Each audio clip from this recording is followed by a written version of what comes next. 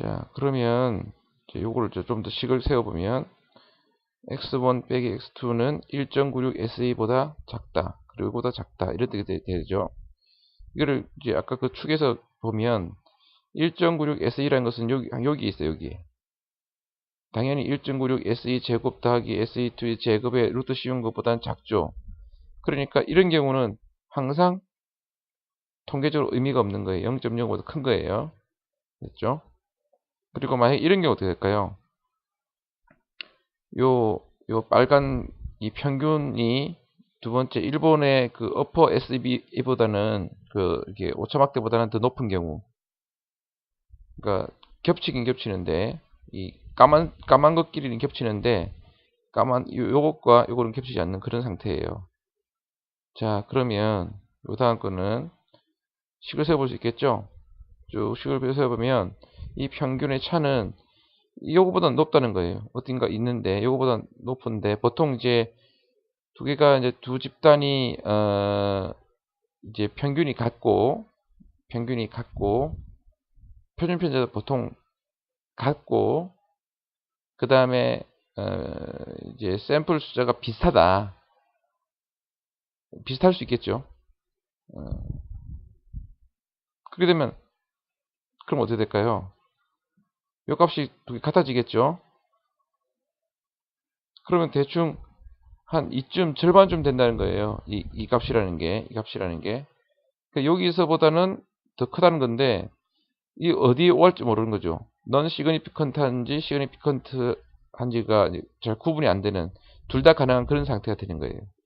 다시 요약하면 이 까만 선이 두 개가 겹치지 않으면 확실히 시그니피컨트한 거, 그리고 두 개가 이 까만 선이 이 빨간 이 평균을 오버랩하게 되면 넌 시그니피컨트한 건데, 이 두 개가 까만 것끼리만 살짝 겹치는 그런 경우가 있잖아요. 그리고 이 빨간 것과는 겹치지 않는 이런 경우는 시그니피컨트 할 수도 있고 안 할 수도 있다. 이런 걸 알 수가 있는 거죠. 그래서 이 오차막대를 컨피던스 인터벌로 정하게 되면 이것만 갖고도 이 두 중에 대충의 걸 알 수가 있어요. 이게 통계적 유의한지 아닌지를. 그래서 보통 이거를 컨피던스 인터벌을 많이 쓰게 됩니다. 그 이유 중에 하나도 있어요. 그것만은 아니지만. 자, 그래서 만약에 오차막대를 스탠다드 에러를 쓴다든지 이러면 이거 2분의 1로 줄어들거든요. 그러니까 훨씬 더 유의한 것처럼 보이지만 P값을 추정하는 데는 도움이 되지 않죠. 그러니까 마치 너무 과장되게 탁 이렇게 좁아 보이는 느낌이 들잖아요. SD를 쓰게 되면 또는 1.99 SD를 쓰게 되면 이게 상당히 폭이 넓어집니다. 그러면 한국과 일본의 실제 그 디스트리뷰션을 아는 데는 도움이 돼요. 근데 P값을 아는 데는 도움이 안 돼요. 이해되셨나요? 자, 그래서 저는 이런 생각도 해봅니다. 이제 우리 보통 그 분포를 나타낼 때 박스 플롯이라든지 바이올린 플롯이라든지 뭐 이런 것들은 전체 분포를 알기는 좋잖아요. 그죠? 근데 이 바 플롯은 전체 분포를 알 수가 없어요. 그냥 전체 분포는 없고 평균과 오차가 있는데, 오차는 그 샘플 수가 늘어나면 늘어날수록 오차 컨피던스 인터벌이 좁아들거든요. 그러니까 전체 숫자가 얼마인지, 전체 분포가 얼마인지에 대한 정보가 없어요. 그래서 저는 이렇게 그림을 그리면 좋겠다는 생각이 들어요. 전체 분포를, 이게 뭐냐면 1.96 곱하기 SD, 이게 95% 이제 전체 점들이 있으면 전체 95%가 들어갈 수 있는 점들이 되는 거죠.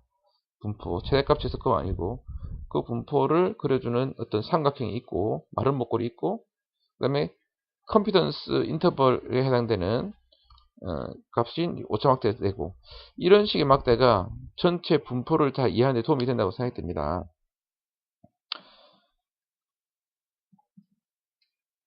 그래서 이제 그래프하드에 보면 이런 뭐 이렇게 서포트 이런 게 있는데, 그 에러바를 SD로 하게 되면 똑같은 말이 나와 있어요. 이거는 이제 분포를 보기는 좋지만 amount of scatter within the groups, 전체 분포를 보기는 좋지만 t-테스트 결과라든지 이런 것들에 대한 고려가 전혀 없고, t-테스트는 샘플과 관련되어 있기 때문에 p-밸류를 판단하기에는 전혀 도움이 안 된다.